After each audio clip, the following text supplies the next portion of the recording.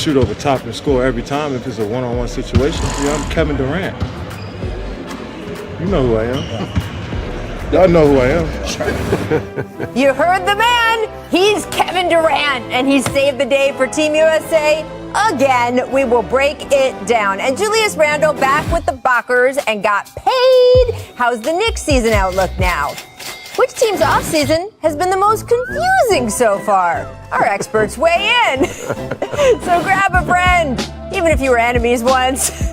Pop a squat and watch a full hour of The Jump right now. Still trolling. The man's still trolling. He's a character.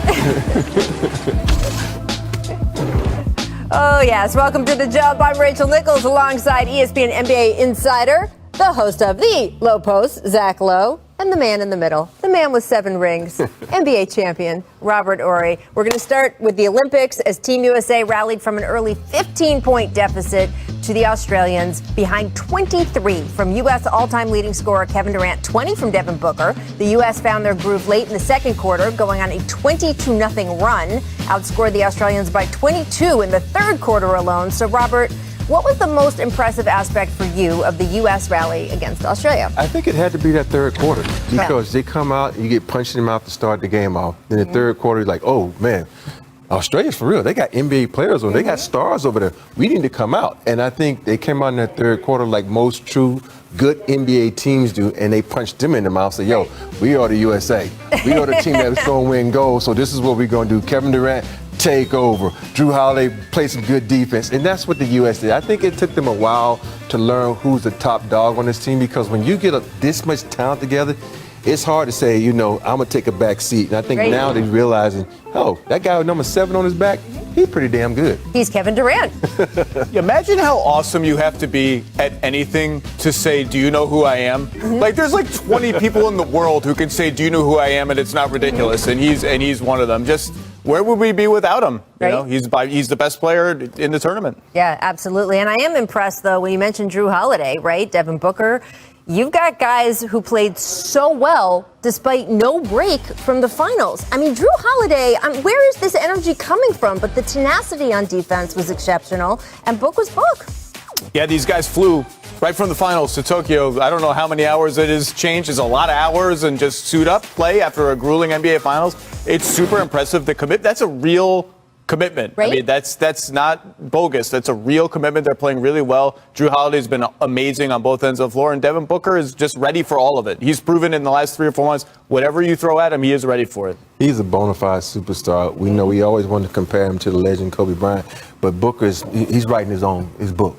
He's doing his own path. And the way he can shoot the ball and the way he can control the offense. And the thing that he's learning also in this tournament is how to play defense also, because we know what he can do offense. I think with him, he said, you know what, we had some moments in the playoffs where they try to exploit me defense. This is the time to work on that. Yeah. And he's doing everything. He's working on his game and he's getting better. So this guy right here is going to probably be an MVP next season. I mean, certainly an all-star coaching staff, too, you can take advantage of if you're on Team USA right now. Pop, Steve Kerr, there's a bunch of guys over there that are on that staff that can really help a guy say, learn this, and then, of course, use them against them in the Western Conference. I do want to ask, seeing how as you have 7 rings, I'm just going to keep saying that. When you finished an NBA Finals, how tired were you? And the fact that these 3 guys, right, Devin, Drew, Chris Middleton, took a 12-hour flight, now are on the time change is no joke. Your nighttime is your day, your daytime is your night, that they're doing this for 2 or 3 weeks.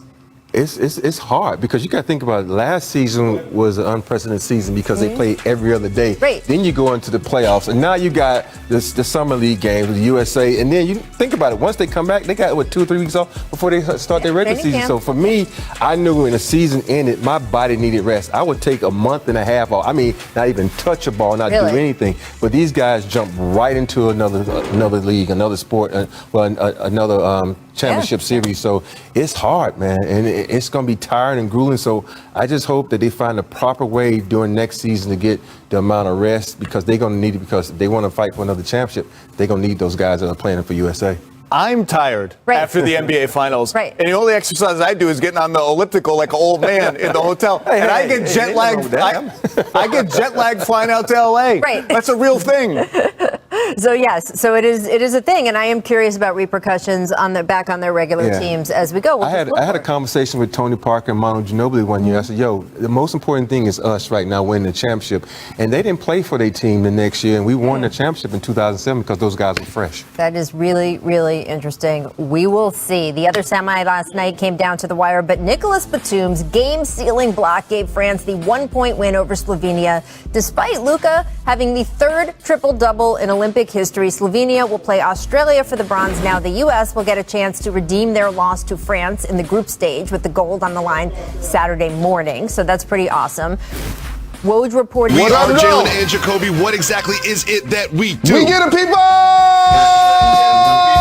what they want. LeBron James did the classic tweet and then delete. We will hear from Aaron Rodgers, but we start with the Olympic Games. Team USA is now in the gold medal game. After a rocky start, they beat Australia. France beat Slovenia. So we now have the gold medal match. Jalen, if you recall, they lost to France earlier in group play. What do you think about this gold medal game? You heard Red, man. I'm out for the gold, and after that, the platinum. Woo, legendary bars. Here's the thing for Team USA. Kevin Durant was huge in the second half. After being down double digits, it don't matter if it was 1 versus 3, 1 versus 4, 1 versus 5. He turned into KD at the Rucker back in the day when he had over 60 and he had eyes on the prize and he was not gonna allow us to lose. That's what propelled us to actually get to this point. Now, since we at this point, gotta find a way to slow down the Knicks Fournier. Gotta find a way to keep Rudy Gobert off the boards. Like, they beat us before. So for your prediction of a guaranteed gold medal to happen, those are two things in particular we gotta make sure we take care of. Absolutely. I expect the U.S. to win this game, but I'm glad you mentioned Kevin Durant because he has been absolutely phenomenal for Team USA. And because the Bucks were so dominant against the Suns, winning 4 straight games, we almost forget just how good Kevin Durant was in that Nets-Bucks series. This has been a great summer for Kevin Durant, a great bounce-back year, and I expect him to carry this momentum from Tokyo into the new season, which is going to start in like 3 weeks. Like, it's going to start. It really is. New season's going to start soon, and I expect the Nets to be on top of the Eastern Conference, powered by that man, Kevin Durant. We normally have an NBA champion once every 12 months. Well, this year we had 2 in almost 9 months. And I agree with you, this has been a great summer and playoff for KD. But the regular season is going to start in October. So it's going to be interesting for me, not necessarily the Nets, but the entire NBA, in particular contending teams, how they respond to the short offseason. Well, this has been a short offseason, but it's been very busy for the Los Angeles Lakers. They added a lot of new pieces, and we might have mentioned here on this program and many other programs have pointed out that some of those new pieces are a little old new pieces. LeBron James took to Twitter to fire back at the critics, and here is what he said. Keep talking about my squad, our personal ages, the way he plays, he stays injured, we're past our prime in this league, etc., etc., etc. Do me one favor, please, and I mean please, keep that same narrative energy when it begins. That's all I ask. Thank you. Jalen, he later deleted this.